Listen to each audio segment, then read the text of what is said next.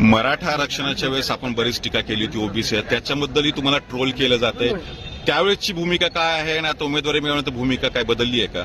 मी स्पष्ट सांगू इच्छिते की त्यावेळेस तुम्ही जो आता प्रश्न मला विचारला, मी कधीही गरीब, आर्थिकदृष्ट्या गरीब असलेल्या मराठा समाजाच्या विरोधात नव्हते, नाही आणि आजही नाही. परंतु आज मी क्लिअर करते, जे माननीय आता उमेदवार उभे आहेत, जे लोकसभेला घड्याळाकडून उभे होते आणि जे आता भाजपकडून इकडे उभे आहेत आणि त्यांचे पती भाजपचे आमदार आहेत, असा पक्ष बदलणाऱ्या प्रचंड गर्भश्रीमंत कोट्याधीश लोकांच्या, असा गरिबांचा हक्क हिरावून घेणाऱ्या लोकांच्या विरोधात मी निवडणूक. पण मूळ ओबीसी आणि हा मुद्दा, माझा प्रश्न त्याच्या संबंधित होता, त्यावर काय भूमिका आहे तुमची?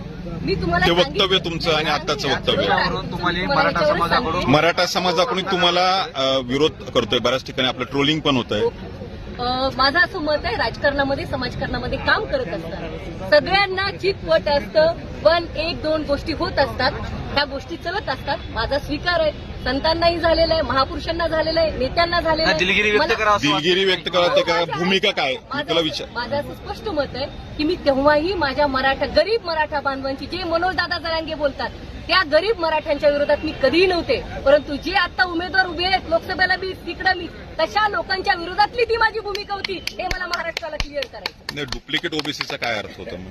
मी सांगितलं, मला वाटतं त्याच्यावर आणखीन भाष्य करण्याचा अर्थ नाही. आपण तुमच्याच स्वपक्षातून तुमच्याच- असा आरोप केला की तुम्ही अर्चना पाटील यांना विजयी करण्यासाठी बी टीम, तसे पत्रकारांवर पण बी टीम म्हणून काम करत अच्छा, सगळं महाराष्ट्राला माहितीये की मी पवार साहेबांची कार्यकर्ता आहे. अत्यंत कष्टाने, प्रामाणिकपणे, जे पक्ष बदलून लोकसभेसाठी तिकडे उडी मारायची, जिल्हा परिषदला इकडे उडी मारायची, सक्षणा सलगर हे काम करत नाही. त्यामुळे मी पक्षाची प्रामाणिक कार्यकर्ता आहे. ए टीम आहे, नो बी टीम.